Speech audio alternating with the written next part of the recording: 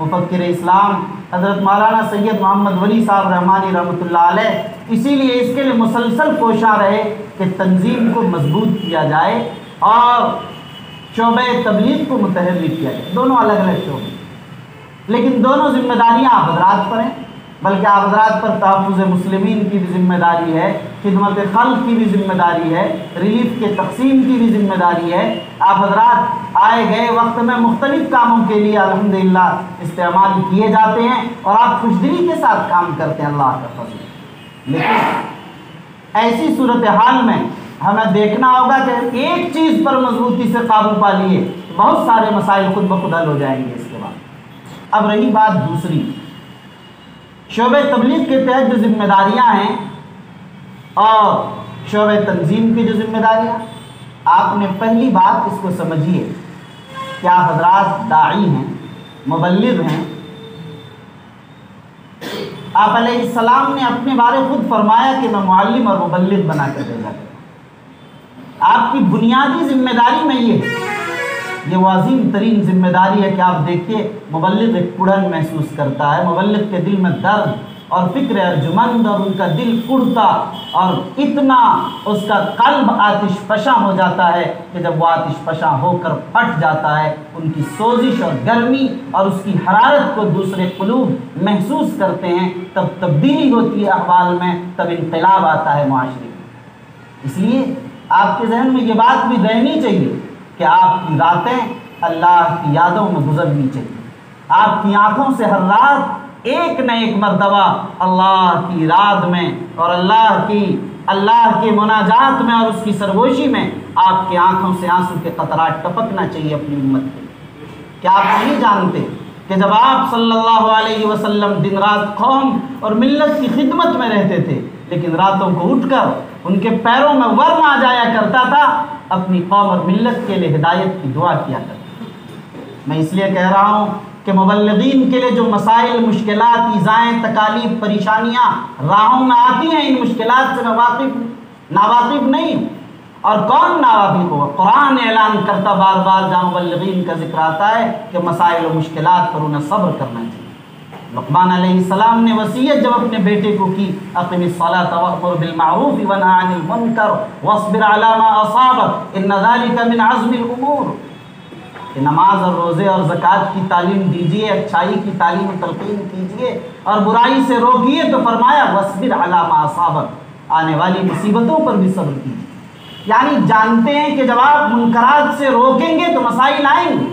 اور آپ تو منکرات ہی سے روکتے ہیں. قادیانیت کے خلاف آپ کھڑے ہو رہے ہیں، عیسائیت کے رد میں آپ کھڑے ہو رہے ہیں. آپ ظاہر ہے کہ کلمہ واحدہ کی بنیاد پر کام کرتے ہیں، مسائل کو نہیں چھیڑتے، مگر آپ کے ذہنوں میں چیزیں تو آتی ہیں، اڑھن تو قلب میں محسوس ہوتا ہے، برداشت کر کے آپ اس کو آگے تو بڑھتے ہیں حکمت عملی کے ساتھ. یہ وہی مسائل جس پر فرمایا گیا کہ صبر کرو، ان ذالک من عزم الامور. تو آپ حضرات کے یہاں اخلاص بھی ہونا چاہیے، راتوں کو رونے کو ایک معمول بنا لیجیے. زندگی کا اثاثہ ہے، اس کے بغیر کامیابی نہیں مل پاتی. ایک چیز اور آپ کے ذہن میں رہنی چاہیے کہ مطالعہ ہمارا زیور ہونا چاہیے. علم ہی اصل بنیاد ہے. جب علم ہوگا آپ کے اندر تو آپ کی تقریروں میں جان ہوگی، آپ کی باتوں میں اثر ہوگی، اور پھر ایسی آپ کی آواز میں اللہ قوت عطا فرمائیں گے کہ معاشرے کو ایسا بدل دیں گے کہ آپ کے ذریعے سے عظیم انقلاب برپا ہو جائے. صورتحال حضرت امیر شریعت صاحب رحمۃ اللہ علیہ فرماتے تھے کہ دو باتیں بنیاد ہیں مبلغین، اور مبلغین نہیں، میں کہتا ہوں کہ ہر انسان کی کامیابی کی بنیاد ہے استقلال، اور چاہے کم کرے کام کو لیکن مواظبت، مداومت، یہ بنیادی شرط. آپ مستقل ہو جائیے جس بنیاد کو شروع کیا اس میں، کبھی پیچھے نہ ہٹیے، ارادوں کو نہ بدلیے، مسائل و مشکلات کو دے کر پیچھے نہ ہٹیے. ان راہوں میں جو دشواریاں آئیں گی وہ تو آنی ہیں، لیکن اس کو سہ کر برداشت کر کے ہمیں کام کرنا ہے اور ہمیں آگے بڑھنا ہے. اصل یہ چیز ہے. دیکھیے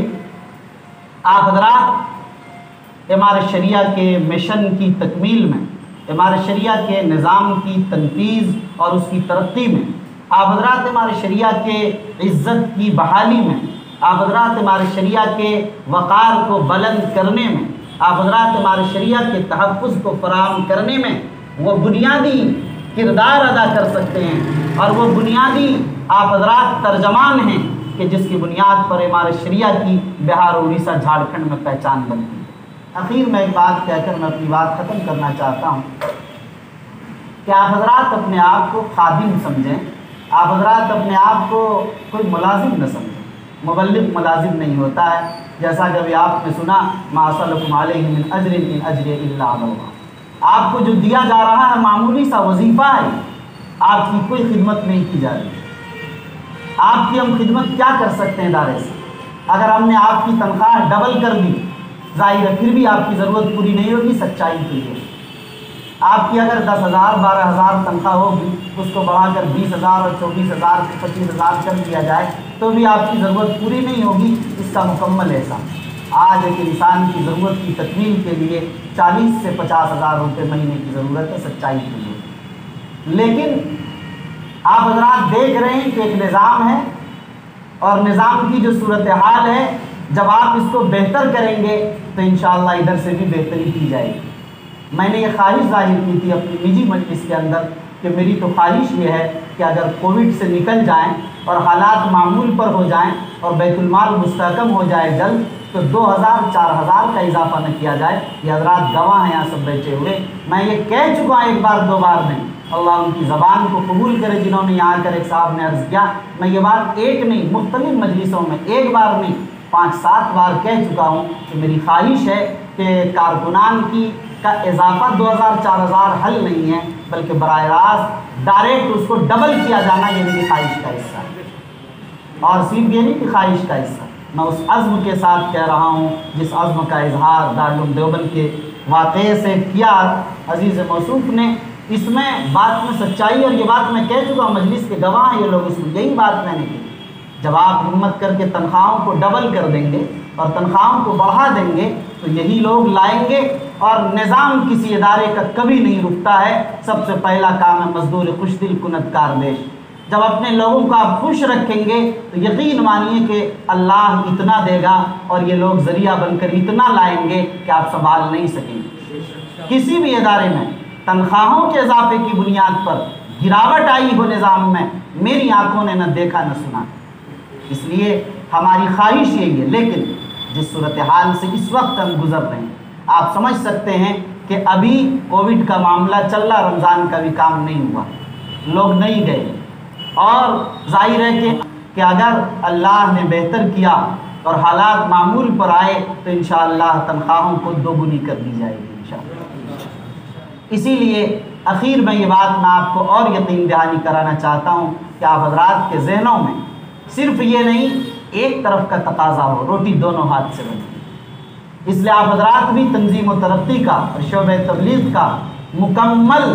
اس انداز پر آپ حضرات تعاون کریں جس انداز پر ذمہ داران چاہتے ہیں، ان کی خواہش کے مطابق آپ حضرات چلیں اور ان کو پورا کریں۔ آپ کے ساتھ جو مسائل آتے ہیں ان مسائل کو آپ شعبے تک پہنچائیں، ناظم صاحب کے لیے ان سے ملیں آپ، اور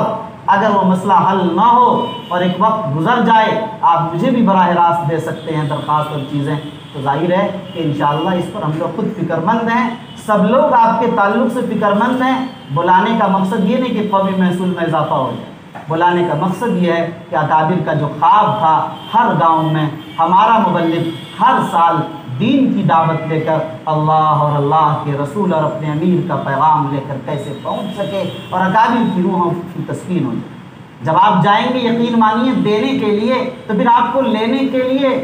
آپ کا تھیلا بھر جائے گا اور آپ کے پاس جگہ نہیں ہوگی لینے کی۔ سمجھیے اس بات، دوڑ بھاگ کی جو کیفیت مبلغین کی ہوتی ہے، کام اس میں نہیں ہوا کرتا،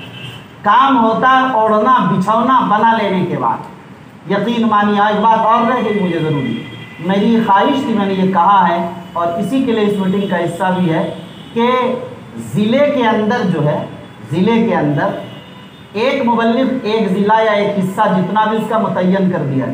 وہ 10 سال 20 سال 25 سال وہیں کا اوڑھنا بچھونا بنا لیں، لوگ کہنے لگیں کہ بھائی یہ تو یہیں کے ہو کر رہ گئے۔ مبلغ صاحب ایک ضلع کے لیے متعین کر دیے، ایک ضلع میں 2 کی ضرورت، 3 کی، جہاں جتنی ضرورت ہے افراد اور آبادی کے لحاظ سے ہر سال بدلا جاتا ہے۔ مبلغین کو پریشانی ہوتی گاؤں کو سمجھنے، لوگوں کا گھر پوچھنے، افراد کا چہرہ سمجھنے میں، اور سامنے والے کو پریشانی ہوتی کہ عمارت کے ترجمان تو فلاں آتے تھے، فلاں یہ کیسے آئے ہیں، تو مسائل پیدا ہوتے۔ ایک آدمی جن کو جو حلقہ دے دیا جائے اس وقت تک کے لیے، جب تک کوئی بڑی شکایت نہ آ جائے جس سے ان سے حلقہ لیا جائے، اس وقت تک وہ اس حلقے میں انہیں کو دیا جائے اور وہ زندگی ان کی اسی میں گزر جائے، تو کام میں سمجھتا ہوں 2 گنا نہیں، 4 گنا نہیں، 8 گنا بڑھ جاتا ہے اس سے کام، اس لیے کہ چندہ تعارف کا ہوتا ہے۔ اس بات کا بھی مجھے احساس ہے، صرف ہمارے شریعہ کے نام پر چندہ نہیں ہوتا، میں اس کا اعتراف کرنے کے لیے تیار ہوں۔ چندے کے لیے اس مبلغ کی زبان کی صفائی، اس مبلغ کے قلب و جگر کی مضبوطی اور اس مبلغ کے کاموں کی ستھرائی بھی ضروری ہے کہ وہ کس انداز سے سامنے والے کو متاثر کرتا ہے، کس انداز سے عمارت کا پیغام پہنچا پاتا ہے، اور کس انداز سے اس کی افادیت و عظمت کو بتا کر ان کی جیب سے پیسے نکال سکتا ہے۔ یہ مبلغ کا ذاتی کمال بھی چندے کے اندر بڑا اثر انداز ہے۔ اس وجہ سے میں اس بات کے اعتراف کے ساتھ کہ عمارت کی عظمتوں کی بنیاد پر کام ہو رہا ہے، لیکن مبلغ کا کردار بھی کوئی کم ہو اس میں، اس کا بھی انکار نہیں کیا جا سکتا، اور ظاہر ہے اس کے لیے یہی بہتر ہے کہ جس کو جہاں کے لیے طے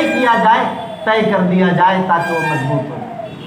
تو بہرحال آخری بات میں یہ عرض کروں گا، وقت زیادہ ہو گیا ہے، کہ تنظیم کا جو کام، جو بزرگوں کا اصل خواب ہے جس سے آپ مضبوط ہوں گے، آپ کا حلقہ بھی متعین کیا جائے گا، چیزیں کر دی جائیں گی، اس کے لیے آپ حضرات ایک پورے عزم و استقلال اور حوصلے کے ساتھ آپ حضرات خود ارادہ فرمائیں ہم 1 سال میں کتنی تنظیم قائم کر سکتے ہیں۔ ذریعے قائم کرنے کا مرحلہ تو 2 سال 3 سال ہی رہے، جب قائم ہو گیا آپ متعین ہو گئے تو ہمیشہ کے لیے وہاں رہیں گے۔ تو بہرحال آخری بات میں یہ عرض کروں گا، وقت زیادہ ہو گیا ہے، کہ تنظیم کا جو کام، جو بزرگوں کا اصل خواب ہے جس سے آپ مضبوط ہوں گے، آپ کا حلقہ بھی متعین کیا جائے گا، چیزیں کر دی جائیں گی، اس کے لیے آپ حضرات ایک پورے عزم و استقلال اور حوصلے کے ساتھ آپ حضرات خود ارادہ فرمائیں ہم 1 سال میں کتنی تنظیم قائم کر سکتے ہیں۔ ذریعے قائم کرنے کا مرحلہ تو 2 سال 3 سال ہی رہے، جب قائم ہو گیا آپ متعین ہو گئے تو ہمیشہ کے لیے وہاں رہیں گے۔ تو اس میں عمارت کی مدد کریں گے آپ حضرات انشاءاللہ۔